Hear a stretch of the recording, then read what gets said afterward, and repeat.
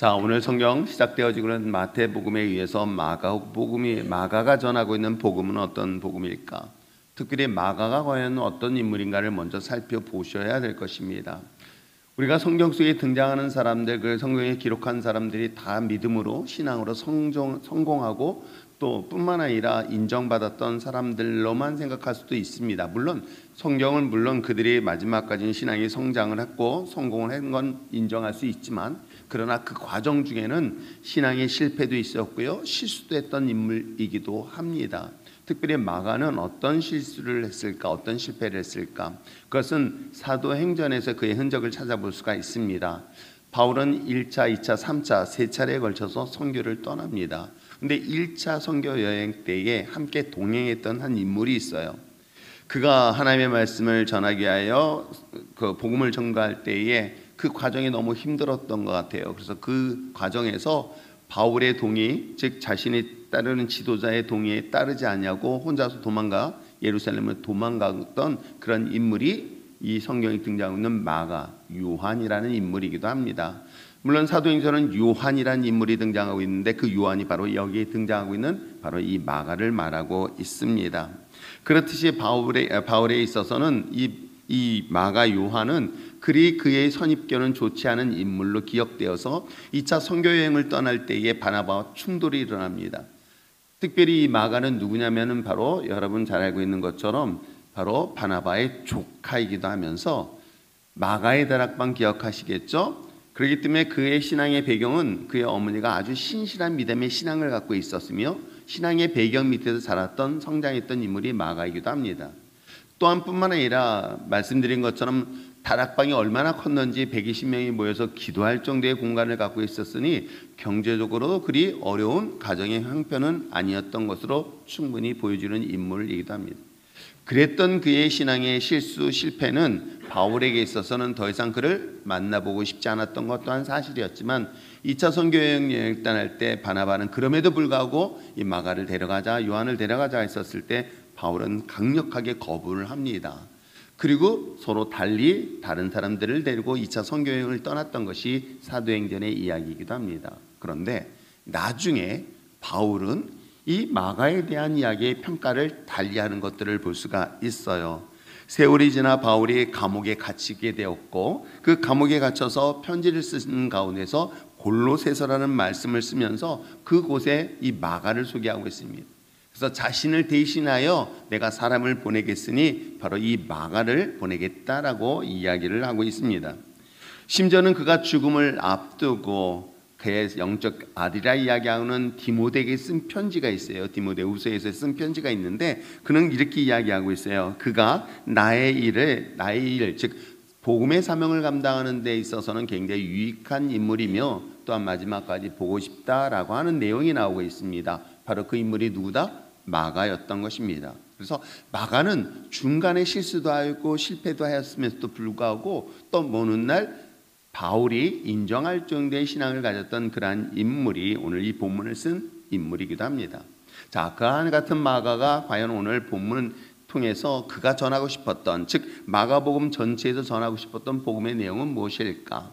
그것이 바로 1장 1절에 시작되어진 것처럼 바로 복음의 시작은 바로 예수 그리스도가 누구의 아들이다? 하나님의 아들입니다 라고 기록되어져 있습니다. 그렇습니다.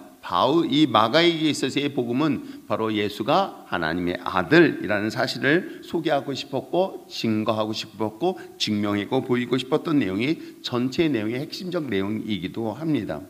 여러분, 우리가 마태, 마가, 누가, 요한 사복음서라고 이야기합니다. 그 4개 복음서에서 제일 먼저 기록된 것이 마태일까요? 아니에요. 사실은 마가복음이에요. 마가복음이 4개의 복음서에서 제일 먼저 기록되었고 이 기록된 말씀에 근거해서 약 90% 이상의 말씀이 인용되었고 그대로 내용에 기록되어 있는 것이 마태복음이기도 합니다. 그래서 마가복음의 대부분의 내용이 마태복음에 기록되어 있을 정도로 이 모든 4개의 복음서에서 첫 번째 기록한 성경책이 이 성경이에요. 그 내용 속에서 복음의 핵심은 뭐다? 예수 그리스도가 바로 하나님의 아들이다라는 사실을 이 성경을 통해서 소개를 하고 있습니다.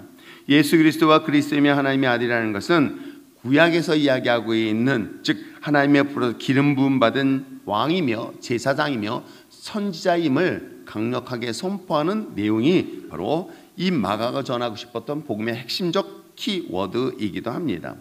자, 예수 그리스도가 선지자요 왕이며 제사장으로서 하나님의 아들입니다라고 했었을 때에 과연 또 다른 오늘 본문을 통해서 소개하고 있는 내용이 무엇입니까? 말씀드린 것처럼 14절과 15절에서 아주 중요한 복음의 핵심적인 것들을 이야기를 하고 있습니다. 왜요? 우리가 어제 마태복음을 통해서 볼 수 있었던 것은 사실 마태복음은 여러분들이 꼭 기억하셔야 될 복음의 핵심은 다른 그 무엇보다도 우리가 족보를 통해서 소개하고 싶었던 내용이 무엇이었을까? 요것만 잘 기억하시면 됩니다.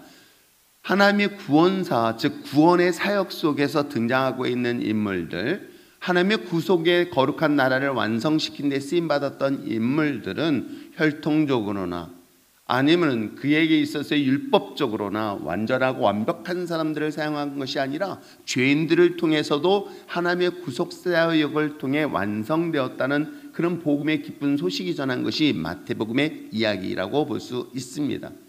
하나님의 거룩한 나라, 하나님의 거룩한 나라를 사용하기 위해서는 바로 이와 같이 죄인도 사용했던 것이 마태가 전했던 복음의 내용이라고 한다면 오늘 본문은 뭐라고 얘기하고 있습니까? 14절 우리 끝부분에 이야기를 하고 있죠. 뭐라고 얘기하고 15절에 이야기하고 있죠. 이르시되 때가 찼고 하나님의 나라가 가까이 왔으니 뭐하라?